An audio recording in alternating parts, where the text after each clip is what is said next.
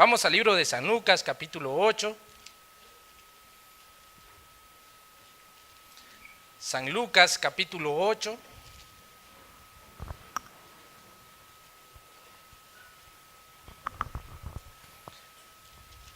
Cuando usted ya lo tenga, hermano, pues se pone de pie para que honremos la bendita palabra de nuestro Señor.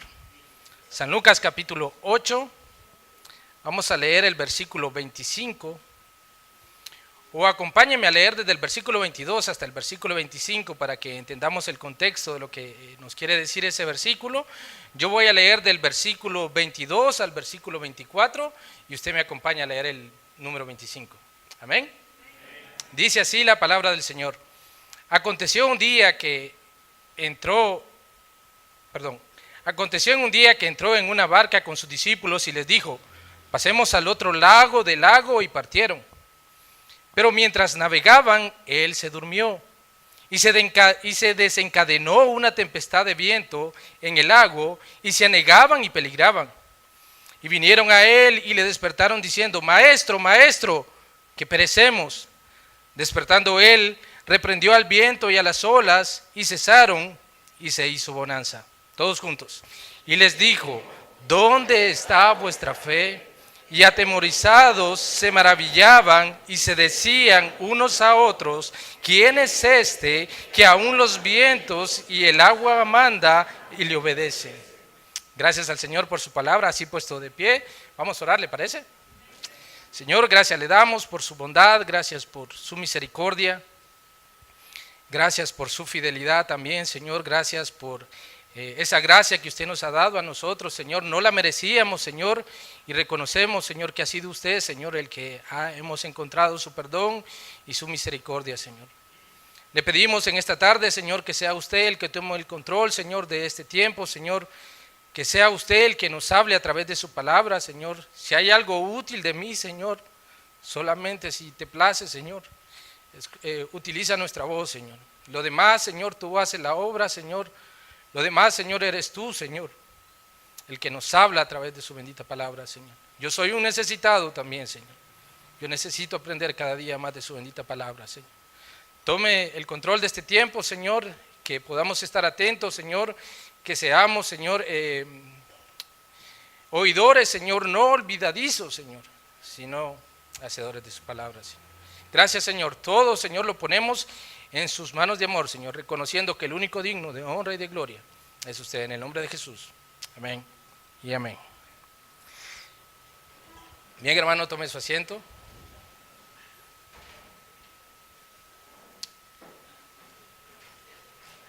Aquí podemos encontrar una declaración, ¿sabe de quién? De parte de Jesús a sus discípulos. Él estaba ahí, él estaba en la barca con ellos. Había una gran tempestad, lo pudimos leer en los versículos que valga la redundancia, acabamos de leer. Estaban todos ahí en la barca. Y dice la Biblia que se anegaba. ¿Sabe lo que significa? Dice que se estaban inundando. Dice que estaban en peligro de ahogarse. Es de estimar esa situación realmente. Era una situación totalmente difícil. No era una situación fácil. Imagínense que las olas se movieran, imagínense, me imagino el clima que estaba ahí, me imagino que el agua se estaba metiendo en la barca y los discípulos estaban agobiados, los discípulos de Jesús estaban angustiados por lo que estaba pasando. Era situación totalmente difícil. A veces nosotros agarramos la Biblia, leemos la Biblia y pensamos de que así como la leemos, así pasó. No, hermanos, es de ponerse en la situación que estaban ellos. No era nada fácil.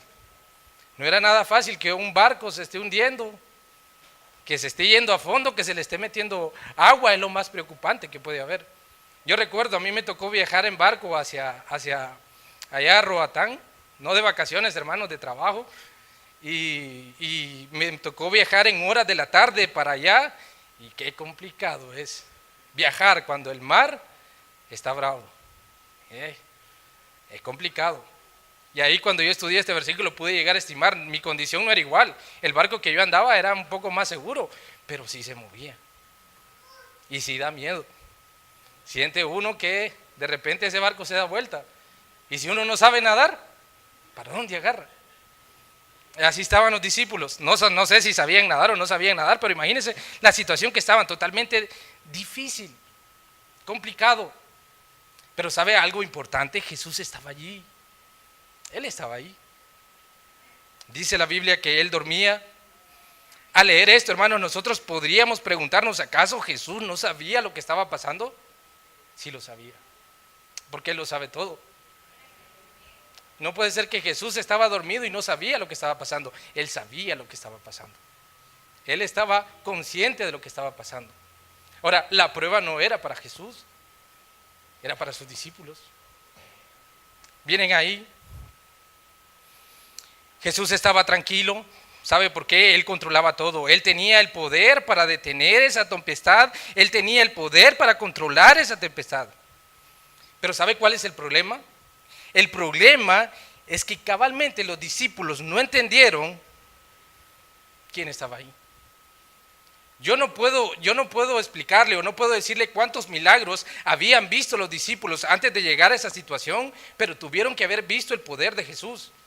Y referencia de eso, mire lo que dice la palabra de Dios. Vaya al libro de San Lucas, capítulo 5, versículo 26.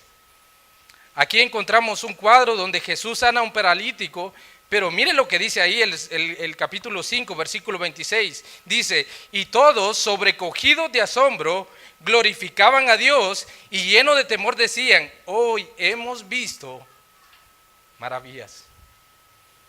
Los discípulos tuvieron que haber visto algunas cosas. Los discípulos tuvieron que haber estado con Jesús cuando Él hizo grandes milagros.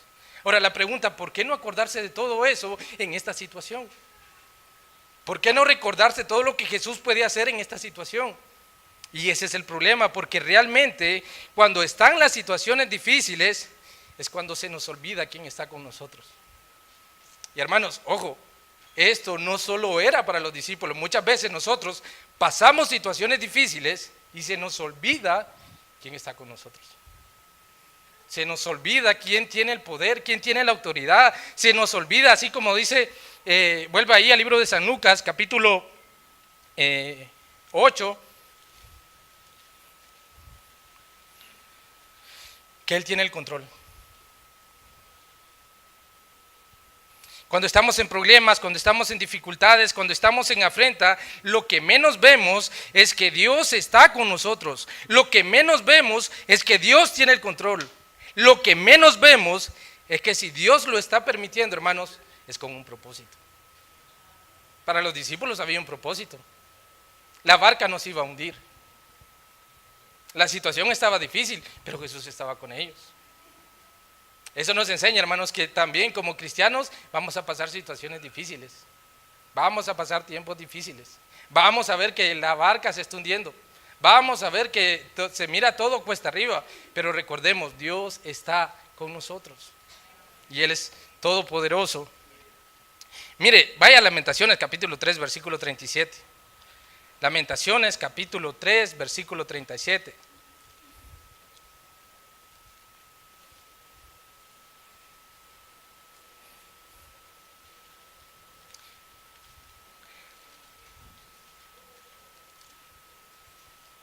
Amén, hermano. Dice la palabra de Dios ahí, ¿quién será aquel que diga que sucedió algo que el Señor nos mandó? Hermanos, Dios tiene el control sobre todo. Dios sabe por qué pasan las cosas. Dios sabe por qué suceden las cosas. Ahora, vuelva al libro de San Lucas, estime el versículo 24. Estimemos este cuadro. Vinieron los discípulos y despertaron al maestro diciendo, ay, aquí hay unos signos de admiración. No creo que los discípulos vinieron a Jesús y le dijeron, hey maestro, mira, está difícil, mira, ayúdanos. ¿Crees que te puedas despertar un momento y nos puedas ayudar? No, me imagino que los discípulos no fue una voz suave la que le hablaron a Jesús. Era una voz de desesperación, era una voz de angustia. Era un llamado de angustia diciendo, maestro, mira, maestro, que perecemos. ¿Cuántas veces nosotros también,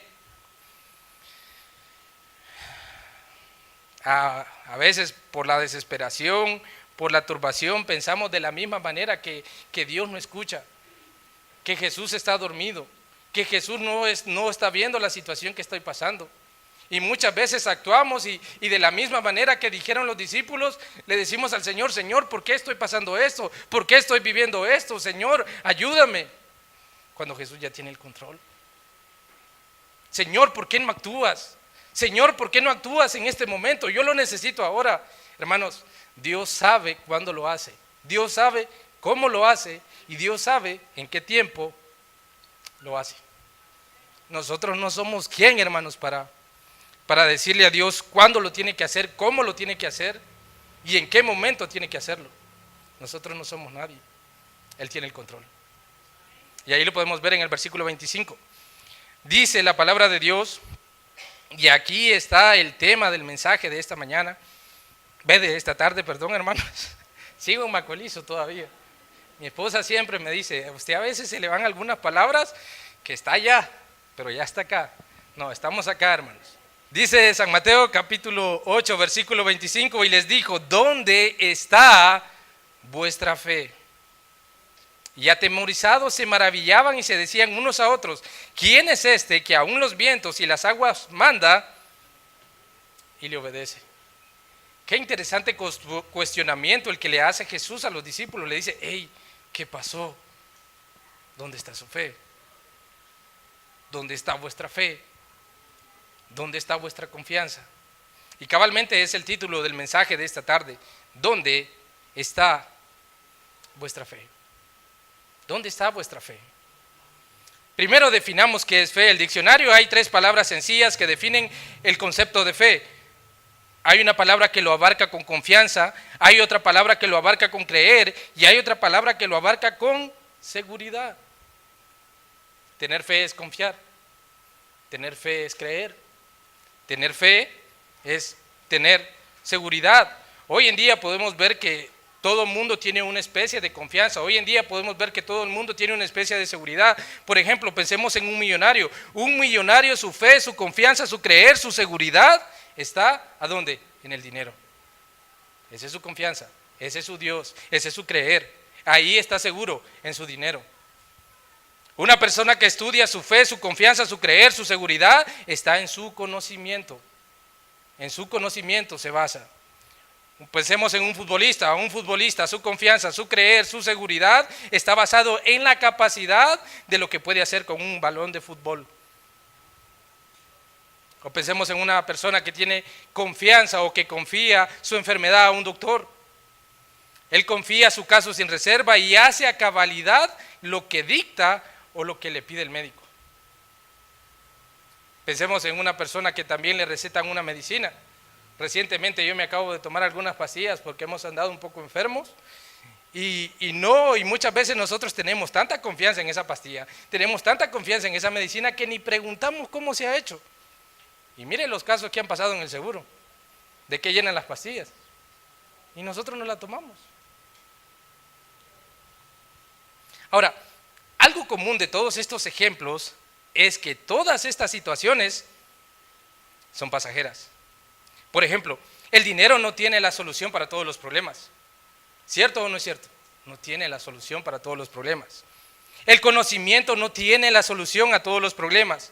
Mi capacidad no tiene la solución a todos los problemas. El médico, por muy capacitado, no tiene todas las soluciones. ¿Sabe por qué? Porque todo eso es pasajero. ¿Sabe por qué? Se lo digo fácilmente, el dinero no le puede solucionar la muerte. Puede tener mucho dinero, pero no le puede solucionar la muerte.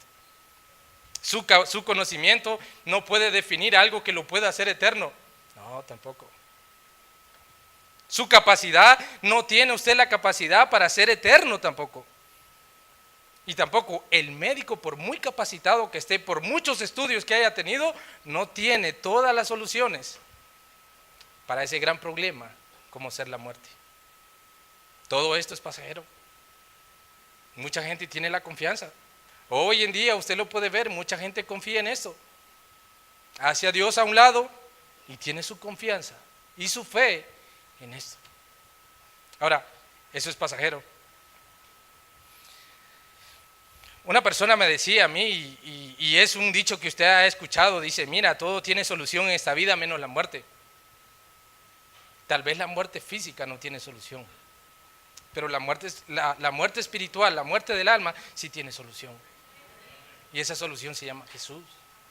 Lo físico pues va ahí donde lo entierran a uno, ahí los gusanos disfrutan de un gran banquete, pero nuestra alma, la muerte de nuestra alma, sí hay solución, sí hay solución.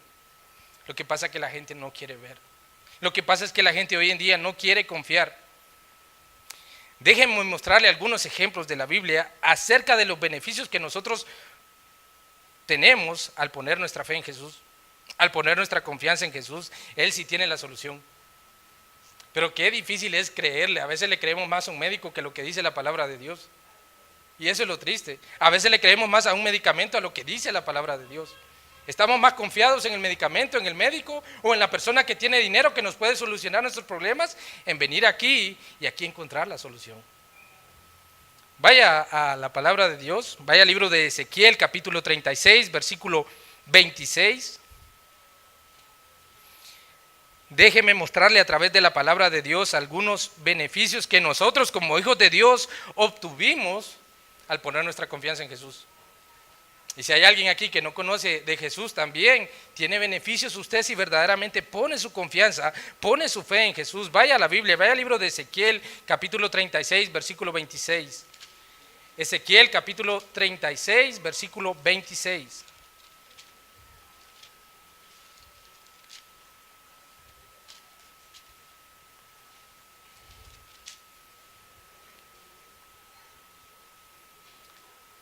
Cuando nosotros ponemos nuestra confianza en Jesús, cuando nosotros ponemos nuestra fe en Jesús, cuando nosotros ponemos nuestra seguridad en Jesús, cuando nosotros ponemos el creer en Jesús, Él es capaz de cambiar nuestra vida.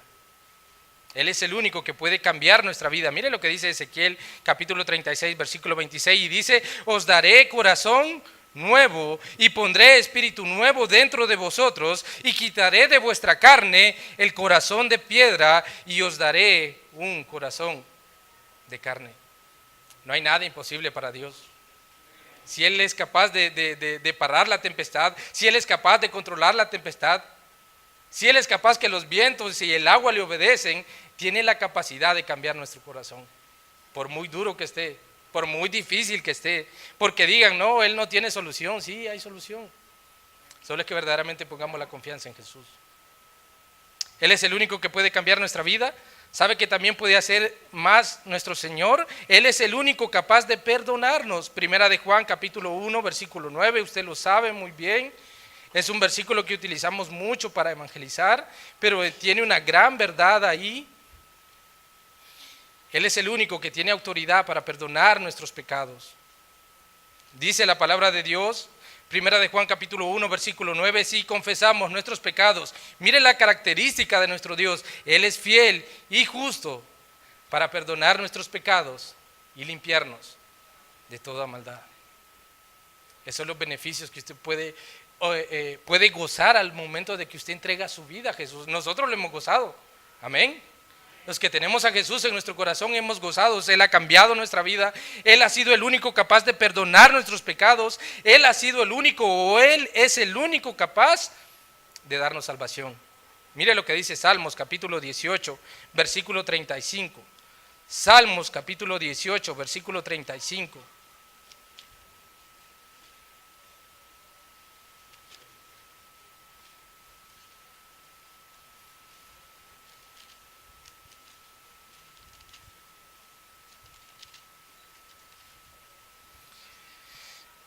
Dice la palabra de Dios: me diste a sí mismo el escudo de tu salvación, tu diestra me sustentó y tu benignidad me ha engrandecido. Él es el único capaz de darnos salvación. Y lo más importante, y aquí es lo más importante, Él es el único que nos da la solución a ese gran problema que tiene el ser humano hoy en día, por consecuencia de su pecado, por consecuencia de su desobediencia, por consecuencia de tener otros dioses. Él es el único que puede darnos vida eterna. Mire lo que dice San Juan, capítulo 5, versículo 24. Son versículos que yo sé que la mayoría de los que estamos aquí los conocemos, pero tienen una gran verdad. San Juan capítulo 5 versículo 24 dice: de cierto os digo, el que oye mi palabra y crea al que me envió, tiene vida eterna. Y algo que me encanta de este versículo, hermanos, es que si ustedes notan la conjugación del verbo que dice tiene, no le está diciendo que eso va a ser a futuro, se lo está diciendo en el presente. Y gloria a Dios por eso. Él es el único que puede darnos esa solución. No dice tendrá vida eterna. No dice si hacemos bien y andamos en los caminos, si nos congregamos como muchos piensan. No, la Biblia enseña claramente que el que cree en el Hijo tiene vida eterna. El que pone su confianza en Jesús tiene vida eterna.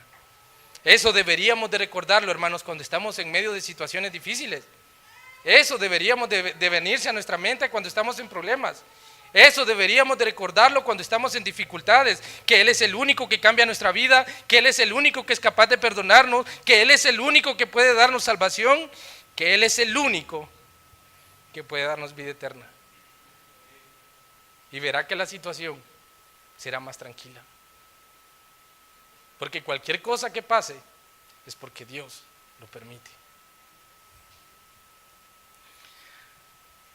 Hebreos 11.1 nos habla del concepto de la fe y los conceptos clave que encierra Hebreos 11.1, usted lo conoce muy bien, que dice que es pues la fe, la certeza de lo que se espera, la convicción de lo que no se ve. Hay dos conceptos claves que encierra ese versículo.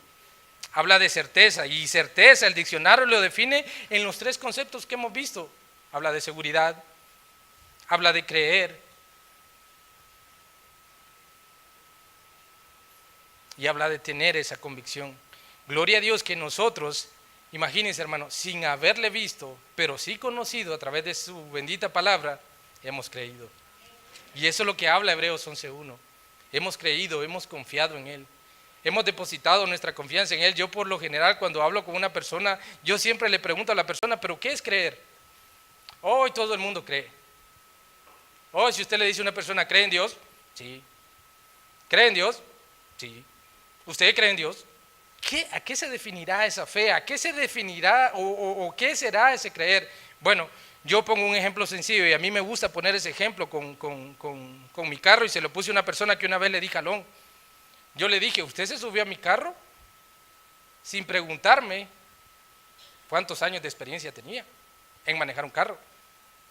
Usted no sabe si vengo aprendiendo a manejar un carro. Usted no sabe si es mi primer día que estoy manejando ese carro. ¿Sabe qué hizo usted? Usted confió. Y confió su vida en nuestras manos para que lo lleváramos de un lado hacia otro. ¿Por qué no confiar en Jesús de esa manera? Mucha gente se pregunta y cuestiona, es que para acercarse a Dios hay que estar preparado. No, así como está, Dios puede cambiar nuestro corazón. ¿Por qué no confiar en Él? ¿Por qué no confiar a ciegas como confiamos en un médico cuando nos da una medicina que ni sabemos cómo está hecha, pero la tomamos? ¿Por qué no confiar en Jesús cuando el médico nos dice y nos dice ponte para acá, ponte para allá y lo hacemos? ¿Por qué no confiar en Jesús de esa manera? Y tener esa confianza y esa seguridad de que Él tiene el control. ¿Por qué no encomendar nuestra vida en sus manos? ¿Acaso no estaríamos seguros?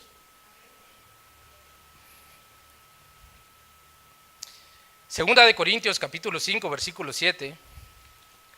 Vaya ahí a la palabra de Dios. Estamos hablando acerca de la fe.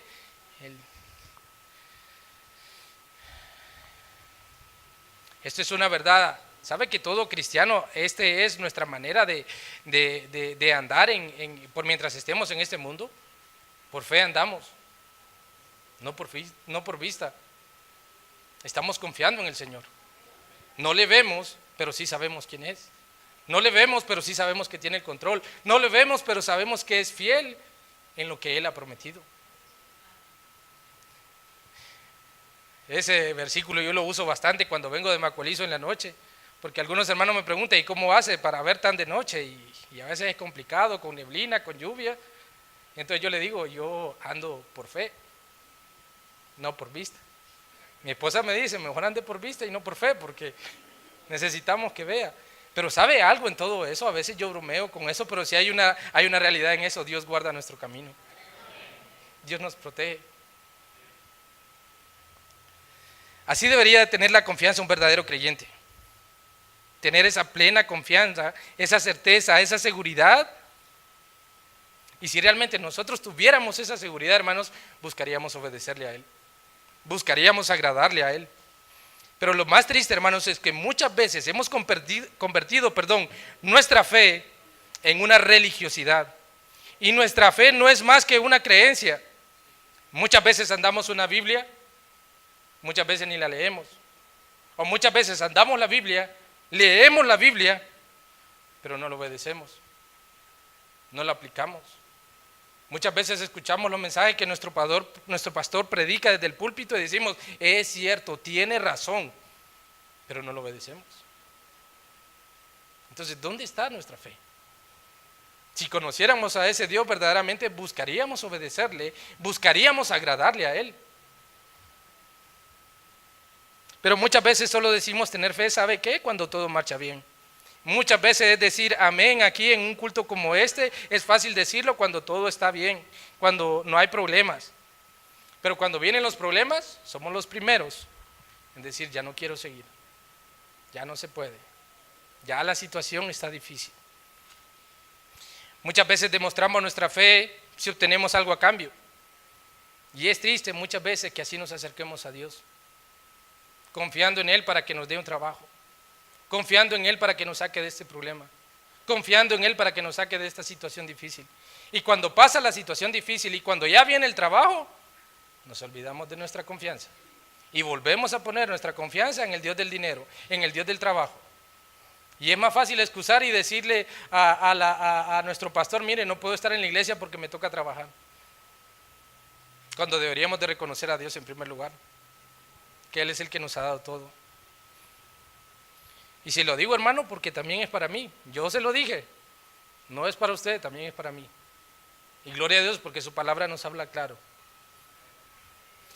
Si verdaderamente nuestra fe estuviera en Jesús, se mantendría firme, se mantendría constante. No anduviéramos de aquí para allá, no dependeríamos de las situaciones para demostrar nuestra fe. Mire lo que dice Santiago capítulo 1, versículo 8. Santiago capítulo 1, versículo 8.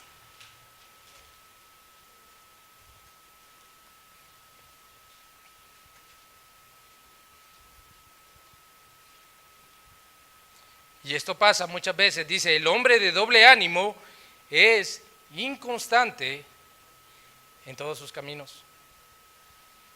¿Sabe cuándo pasa eso? Cuando nuestra fe es tibia, cuando nuestra fe depende de las circunstancias, cuando nuestra confianza depende, si voy bien te sigo, Señor, si no voy bien, hasta aquí llegamos, si no me ayudas, hasta aquí llegamos. ¿Sabe qué hace eso con nuestro ánimo? Es inconstante, no es firme. Nuestra fe debería de ser firme. Nuestra fe no debería de estar basada en las circunstancias o en las adversidades. Nuestra fe debería estar fundamentada, como dice el libro de Hebreos, capítulo 12, el versículo 1, puesto los ojos en Jesús, el autor y consumador de la fe. Así debería de estar nuestra fe.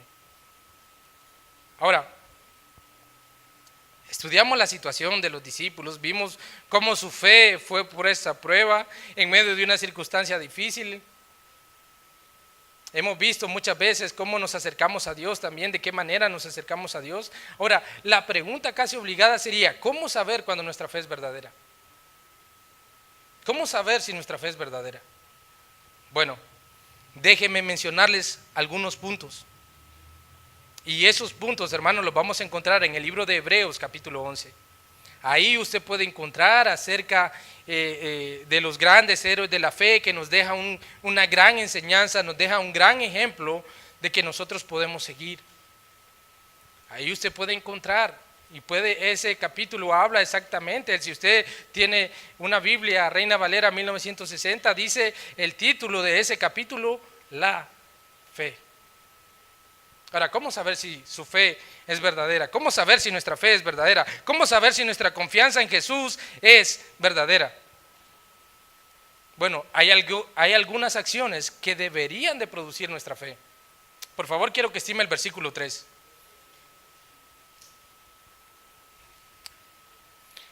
La número 1 es, la fe lleva a entender quién es Dios. Dice Hebreos capítulo 11, versículo 3, por la fe entendemos haber sido constituido el universo por la palabra de Dios, de modo que lo que se ve fue hecho de lo que no se veía. ¿Sabe qué significa? Que nosotros debemos de reconocer que todo lo que tenemos o todo lo que vemos es porque Dios lo ha hecho. Aquí no hay evolución, aquí no hay que chocaron dos planetas, aquí no hay que los animales sostienen el universo. No, Dios lo ha creado. Con su palabra Él lo ha creado. Una persona que tiene una verdadera confianza en Dios ve todo a su alrededor, ve las flores y dice, wow, qué bonitos los colores. ¿Quién los creó? ¿Quién hizo tantas formas de flores? ¿Quién hizo tantos colores en las flores para que nosotros podamos apreciarla? ¿Acaso no es Él? Vemos las maravillas. Hace poco nosotros salimos en un viaje familiar con mi esposa y mis dos hijos, nos escapamos ahí y fuimos a un lugar muy bonito ahí. Y lo primero que dijimos, Señor, muchas gracias, porque esto tú lo creaste para que nosotros lo disfrutemos. Eso es entender quién creó todo. Eso es entender y depender totalmente, hermanos, de que nosotros sin Dios no somos nada. Si tenemos un trabajo es porque Dios lo ha dado. Si tenemos vida es porque Dios lo ha permitido. Si hoy pudimos abrir los ojos es porque Dios lo ha permitido. Entonces, en primer lugar, la fe nos lleva a entender quién es Dios. Número 2, la fe lleva a agradar a Dios. La fe lleva a agradar a Dios. Mire lo que dice Hebreos 11 ahí mismo. Vamos a estudiar algunos versículos ahí. Hebreos 11:4 dice, por la fe Abel ofreció a Dios más excelente sacrificio que Caín, por lo cual alcanzó testimonio de que era justo, dando Dios testimonio de sus ofrendas, y muerto aún habla por ellas. Ahora, estimemos a Abel. Abel era hijo de Adán, el primer hombre creado en la tierra. Tenía a su hermano, tenía a Caín. Ahora, estimemos la diferencia. La pregunta casi obligada es aquí, ¿por qué? ¿Por qué Dios vio con agrado la ofrenda de Abel y por qué no vio con agrado la ofrenda de Caín? Bueno, estimemos dos cosas. Uno, estimemos el carácter de ambos. Caín, en su corazón, había maldad. Su corazón no estaba conforme al corazón de Dios. La respuesta usted lo puede encontrar en el libro de Génesis, cuando Dios no ve con agrado la ofrenda de Caín. Se enoja. Se enoja. ¿Por qué? Porque su corazón estaba lejos de verdaderamente agradar a Dios. Y mire lo que dice también Isaías capítulo 1, versículo 13.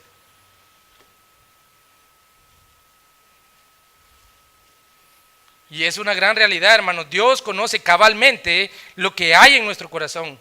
Y mire lo que dice Isaías 1:13. Dice la palabra de Dios ahí, no me traigáis más vana ofrenda. El incienso me es abominación.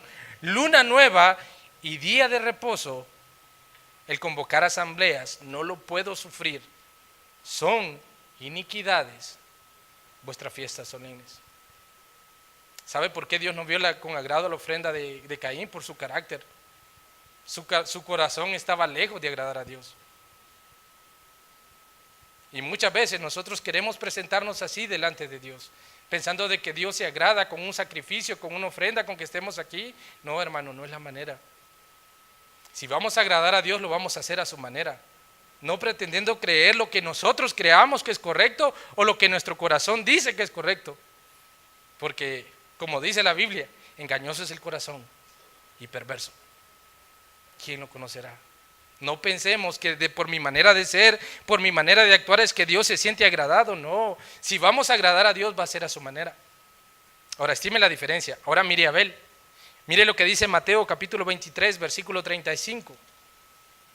San Mateo capítulo 23, versículo 35.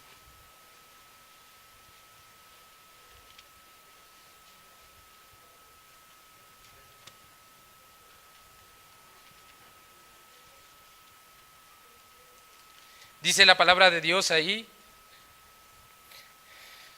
para que venga sobre vosotros toda la sangre justa que se ha derramado sobre la tierra, desde la sangre de Abel, el justo, hasta la sangre de Zacarías. ¿Sabe qué hace esa declaración? Dios conocía el corazón de Abel. ¿Y sabe qué había en el corazón de Abel? Había justicia. ¿Sabe qué había en el corazón de Abel? Había rectitud. ¿Sabe qué había en el corazón de Abel? Era una vida piadosa. Estaba pensando más en agradar a Dios, no cumplir como algunos solo queremos cumplirle a Dios. Él estaba pensando en agradar a Dios. Y si por ende la vida de este hombre era así, pensando en agradar a Dios, su ofrenda era de la misma manera. El versículo que estamos estudiando en Hebreos capítulo 11 nos habla exactamente de eso, el tipo de ofrenda. Caín ofreció del fruto de la tierra. Lo primero que se le vino a la mano, eso fue lo que dio. Mientras Abel tomó tiempo para escoger. No dijo, no, le voy a dar la primera, no. Él supo quién era Dios. Y que Dios no se merece cualquier cosa. Dios se merece lo mejor. Hermano, nosotros como hijos de Dios no podemos darle a Dios cualquier cosa. Dios se merece lo mejor. Dios se merece lo mejor de nuestra vida. Dios se merece lo mejor de nuestras finanzas. Dios se merece lo mejor de todo lo que tengamos. Él se merece lo mejor. Dios se merece lo mejor de nuestro tiempo. Muchas veces le damos a Dios lo último cuando ya estamos cansados. Y eso no es correcto. Él se merece lo mejor. Si conocemos y sabemos quién es Dios, Él se merece lo mejor. Incluso de nuestra vestimenta, Él se merece lo mejor. No se merece cualquier cosa.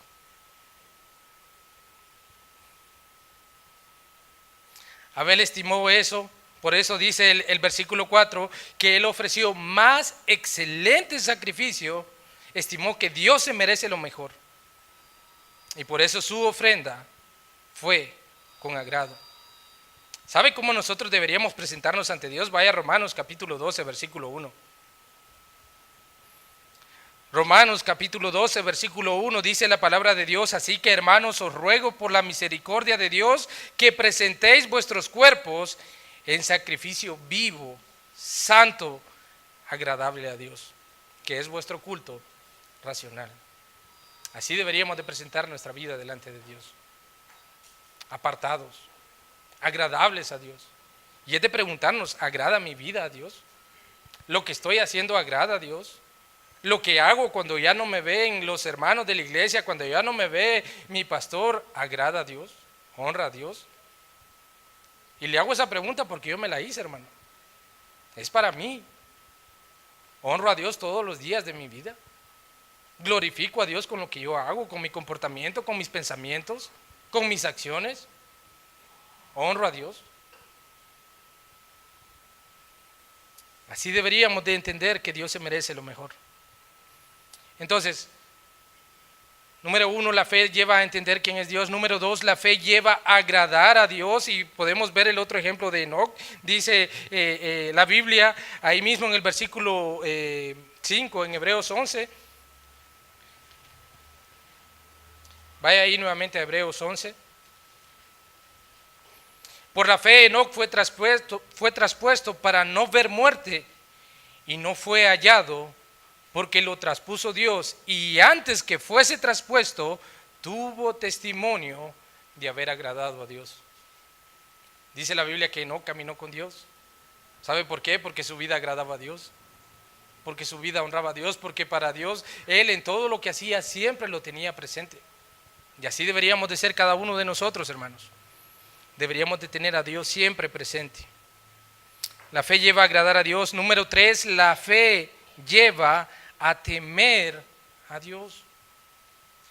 Y hoy eso es lo que realmente hemos perdido, y eso es triste, que hayamos perdido el temor a Dios. Dice la palabra de Dios, versículo 7, dice: por la fe Noé, cuando fue advertido por Dios acerca de cosas que aún no se veían, dice la Biblia, con temor preparó el arca en que su casa se salvase, y por esa fe condenó al mundo y fue hecho heredero de la justicia que viene por la fe. Puede imaginarse el cuadro de Noé, puede imaginarse a Noé y la gente preguntándole a Noé: hey Noé, ¿qué estás haciendo? No, estoy haciendo una arca. ¿Y por qué estás haciendo una arca? porque Dios dijo que iba a llover. ¿Cuánto tiempo te llevó construir esa arca? ¿Sabe cuánto tiempo le llevó? Aproximadamente 100 años. ¿Puede llegar a imaginar todo lo que sufrió ese hombre por estarle diciendo a la gente y contestándole a la gente: hey, arrepiéntanse, estoy construyendo un arca, porque Dios va a destruir la tierra? Él lo dijo, y la gente, no, ve.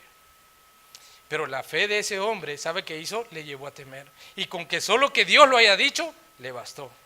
Aunque mucha gente se riera de él, aunque mucha gente se burlara de él con que Dios lo haya dicho, le bastó para obedecer. Así deberíamos de ser nosotros cuando nos dice Mateo 28, 19 y 20, por tanto, id y haced discípulos a todas las naciones. Es una orden de parte del Señor y nos basta con eso. Aunque la gente se burla y nos digan otra vez, ahí vienen otra vez, aunque ya no nos quieran abrir la puerta. Allá en Macolizo ya es complicado también. Antes le daban café, ahora ya no dan café.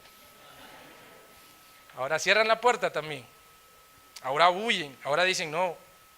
¿Sabe por qué? Porque hasta ese punto ha llegado la maldad. Hasta ese punto. Pero nuestro deber no es desanimarnos y decir, no, es que ya no se puede. Sí se puede. Porque el que hace el cambio es Dios, se encarga de hacer el cambio. Nosotros simplemente vamos a anunciar. Y por mientras estemos aquí, nuestro deber, hermanos, es ir y anunciar buenas nuevas de salvación. Hay un llamado de parte de Dios, para nosotros que somos sus hijos. Nos habla de eso, nos habla también que nosotros debemos de ser santos porque Él es santo. Nos habla también que de nosotros no debemos de apartarnos de aquí, de la palabra de Dios. Es un llamado que Dios nos hace a nosotros. Y para las personas que no tienen a Cristo también hay un llamado. Isaías 1:16 lo dice. Vaya ahí al libro de Isaías, capítulo 1, versículo 16.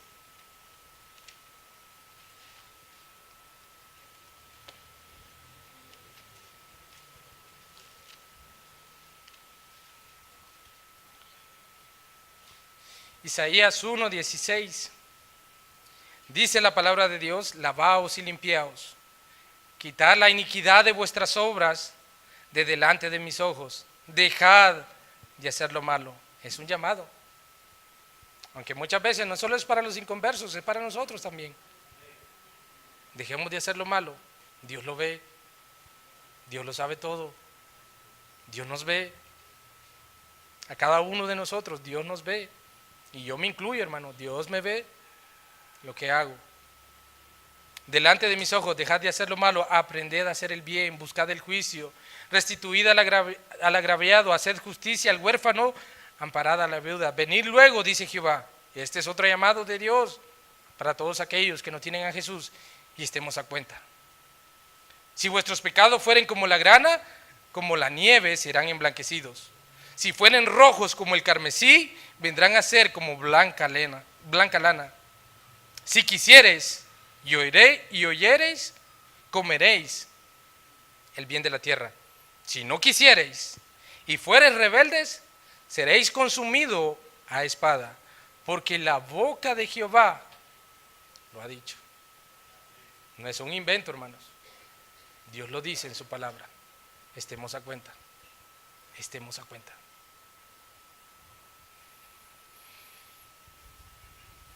La fe lleva a entender quién es Dios, la fe lleva a agradar a Dios, la fe lleva a temer a Dios, la fe lleva a obedecer a Dios. Versículo 8 del libro de Hebreos, capítulo 11.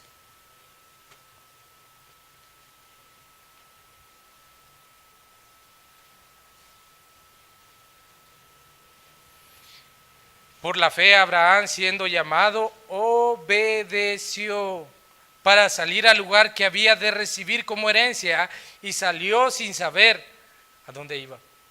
Abraham no cuestionó a Dios y le preguntó: Señor, ¿para dónde voy? Señor, dime lugares a dónde voy. Señor, dame información del lugar hacia dónde voy. Necesito conocer el lugar. Necesito ver si tiene todo lo que yo tengo aquí. Dame información. No, yo no voy a ir. Si no sé cómo es, yo no voy a ir. No, simplemente si Dios lo dijo y la fe de este hombre estaba puesta en Dios, obedeció. Obedeció. Sin saber a dónde iba, sin conocer el lugar, sin decir voy a tener todos estos privilegios. No, sin saber a dónde iba. Pero todo por la fe, obedeció. Así deberíamos de ser nosotros también. Deberíamos de obedecer a Dios. No importando que muchas veces vaya en contra de lo que nosotros queremos, que vaya en contra de lo que a mí me mantiene cómodo, que me mantiene en mi zona de confort. Muchas veces tenemos que dejar. Abraham dejó su tierra y se fue porque Dios lo mandó. Muchas veces nosotros debemos de aprender a ser obedientes, y cuando el Señor nos dice muchas veces que dejemos de hacer algunas cosas que le desagradan, debemos de hacerlo. Obedecer su palabra. ¿Qué beneficios hay? Y lo podemos ver en el libro de Deuteronomios, capítulo 28, versículo 1. El título de ese capítulo habla acerca de las bendiciones de la obediencia. No lo vamos a leer por cuestión de tiempo, pero habla acerca de eso, de las bendiciones de la obediencia. ¿Cuánto éxito tendríamos nosotros si fuéramos obedientes a Dios? ¿Cuántas cosas dejaríamos de sufrir si fuéramos obedientes a Dios? Y lo digo por mí. ¿Cuánto éxito tendría aún más si fuera obediente a Dios? ¿Cuántas cosas Dios me hubiera librado y no las hubiera pasado si hubiera sido obediente a Dios? Hay beneficios, Dios lo dice en su palabra, hay beneficios si nosotros fuéramos obedientes. Una más. Número 5, la fe lleva a separarse del mundo. Mire lo que dice Hebreos capítulo 11. Vamos a leer el versículo 24 y versículo 25. Dice la palabra de Dios: por la fe, Moisés, hecho ya grande, rehusó llamarse hijo de la hija de Faraón, escogiendo antes ser maltratados con el pueblo de Dios que gozar de los deleites temporales del pecado. Moisés tuvo para elegir. Era un gobierno poderoso. Podía tener el título hijo de la hija de Faraón. Podía gozar de todas las riquezas. Podía tener autoridad sobre todo ese pueblo. Pero ¿sabe qué había ahí? Había pecado. Entonces dijo: no, mejor sufro con el pueblo de Dios antes de ser llamado y estar esclavizado bajo el dominio del pecado. ¿No cree que es la misma condición de este mundo? Este mundo nos ofrece buenas cosas. Este mundo nos ofrece cosas que son apetecibles a nuestros ojos. Este mundo nos ofrece títulos. Este mundo nos ofrece posición. Este mundo nos ofrece que nos reconozcan. Pero ¿sabe qué? Todo eso es temporal. Todo eso es pasajero. Deberíamos de mejor estar en contra del sistema de este mundo, pero honrar a Dios y obedecerle a Él. Y separarnos. Dios llama a su iglesia a separarse. ¿Cuesta? Sí cuesta. ¿Es difícil? Sí es difícil. Pero Dios está con nosotros. ¿Por qué no confiar? ¿Por qué no creer? ¿Por qué no renunciar? Ahí viene lo difícil, hermanos. Ahí es donde la fe es el tema bien difícil. ¿Dónde está nuestra fe? ¿Dónde está nuestra fe? ¿Verdaderamente está en Dios? Dios nos demanda a vivir no conforme a lo que este mundo dicta, sino conforme a lo que en su bendita palabra nos demanda. Dios nos pide separación. Dios nos pide que marquemos la diferencia. Dios nos pide que no seamos de los mismos. Ya el mundo está contaminado con lo mismo. Ya el mundo, ya uno más, ya no es diferencia. Marquemos la diferencia. No seamos iguales, seamos diferentes. En nuestro trabajo seamos diferentes. En nuestra relación con nuestros compañeros de trabajo seamos diferentes. En la relación de nuestros compañeros de colegio seamos diferentes. En los negocios que hagamos seamos diferentes. No solo porque estamos en la iglesia o no pensemos que Dios no nos mira. Dios nos ve en todo momento. Marquemos la diferencia. Eso es lo que necesita el mundo. Eso es lo que necesita el mundo. Personas que marquemos la diferencia. Número 6. La fe lleva a creerle a Dios. Versículo 11 de Hebreos, capítulo 11. Dice la palabra de Dios: por la fe también la misma Sara, siendo estéril, recibió fuerzas para concebir y dio a luz aún fuera de tiempo de la edad, porque creyó que era fiel quien lo había prometido. Eso es lo que debemos de nosotros poner en práctica. Tenemos un Dios fiel. No dudemos. Pero no diga amén cuando estamos aquí en la iglesia, dígalo afuera. Cuando esté en la situación que esté pasando, Él es fiel. Si estoy pasando algo difícil, Él es fiel. Voy a confiar, no voy a dudar, voy a creerle a Él. Ahí vas a quedar pobre, nos dicen algunos. Mejor vente por aquí. No, voy a creerle a Él. Voy a creerle a Él. Porque una de las cualidades de nuestro Dios es que es un Dios, o uno de los atributos de nuestro Dios es que es un Dios que es fiel. Pero ¿qué nos cuesta creer que Dios es fiel? Lo podemos leer, lo podemos tener aquí atrás, podemos ponerlos en calcomanías en los carros, pero muchas veces no creemos en que Dios es un Dios fiel. Y la última, número 7, nuestra fe será probada. Mire versículo 17 y versículo 17. Por la fe, Abraham, cuando fue probado, ofreció a Isaac, y el que había recibido las promesas ofrecía su unigénito, su único hijo. Dios le pidió a Abraham su único hijo. ¿Sabe para qué? Para probarlo si su fe no era emocionalista, para ver si su fe era porque Dios los mantenía así, para ver si era porque Dios le había dado un hijo. No, probó la convicción de este hombre. ¿Y sabe qué hizo este hombre? Bueno, Señor, si tú lo pides, si tú me lo das, yo te lo doy. Esa es prueba. Pregúntese, yo me hago la pregunta, yo salgo aplazado, ¿qué haría yo si Dios me pidiera a mi hijo? ¿Qué haría yo? Nosotros lo leemos y decimos, es cierto, pero piensa en su situación. Tiene su hijo y es el único. Solo me viene el ejemplo del hermano José Luis, es el único, José Adrián, y le diga, dame tu hijo. ¿Le creeríamos a Dios? ¿Recibiríamos esa prueba de parte de Dios? Un hombre que andaba conforme al corazón de Dios, nuestra fe va a ser probada. Job también fue probado, un hombre conforme al corazón de Dios, perdió todo y aún así declaró, sea el nombre de Jehová bendito. Nosotros vamos a ser probados, todos los que somos sus hijos vamos a ser probados. De alguna manera u otra vamos a ser probados para ver dónde está nuestra fe. Los discípulos fueron probados. ¿Dónde está vuestra fe?, le dijo Jesús. ¿Y nosotros? ¿Dónde está vuestra fe? ¿Está en las circunstancias? ¿O verdaderamente nuestra fe está en lo que hemos visto hasta ahora? Nos lleva a separarnos del mundo, nos lleva a creerle a Dios, nos lleva a obedecerle a Dios, nos lleva a agradar a Dios, nos lleva a entender quién es Dios, nos lleva a temerle a Dios. ¿Dónde está vuestra fe? Es de meditar y es de pensarlo, hermanos. ¿Dónde está verdaderamente nuestra fe? Si verdaderamente está en Jesús, nuestra vida va a dar frutos y vamos a entender lo que hoy se nos ha hablado. Porque créame, a mí me hace falta mucho. Al leer esto y al entender esto y a comprender esto, me di cuenta que me hace falta mucho. Y me pregunté, ¿dónde está vuestra fe?